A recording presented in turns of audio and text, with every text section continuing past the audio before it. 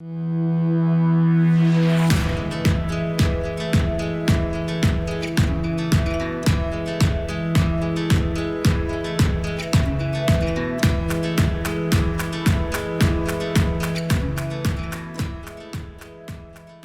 entourage effect is a concept that was elucidated by Dr. Mechoulam in 1999.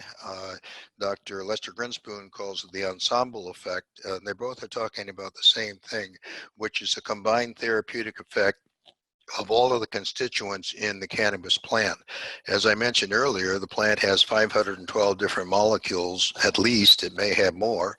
113 of those molecules are cannabinoids, and over 200 of them are terpenes. And many of the cannabinoids and many of the terpenes have therapeutic value in their own right. And when you combine them, they're more effective than if you used any one of them in isolation. In addition, there's a tendency to have fewer side effects with the whole plant than there is with any single isolates. What I tell my patients when I prescribe them dronabinol, which is synthetic THC, I say, look, this stuff works, but it's not as effective as cannabis. It's more expensive than cannabis, and it has more side effects. I mean, there certainly are reasons to prescribe THC in the form of dronabinol.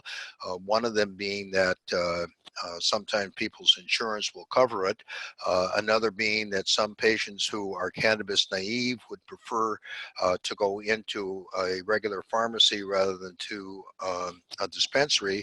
And in states that are fairly new to medicinal cannabis, you can't always be sure that the dosage that is reported in the product is really the dosage, whereas with dronabinol, you know that it's either going to be 2.5, 5, or 10 milligram capsules.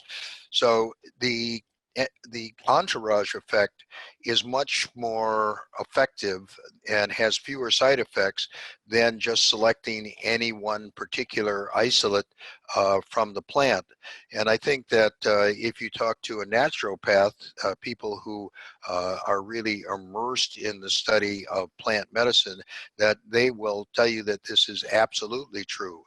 What we found is that there are more side effects to single molecule synthetic medications, and that's in part due to the fact that most of those single molecules are not found naturally in nature, so that the human body, in order to metabolize them, has to do a workaround.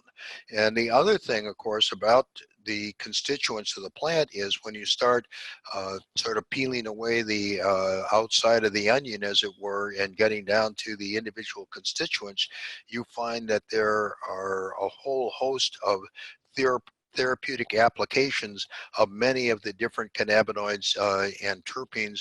And for that matter, there may be some therapeutic value to the flavonoids, which are the molecules that give the plant some of its color.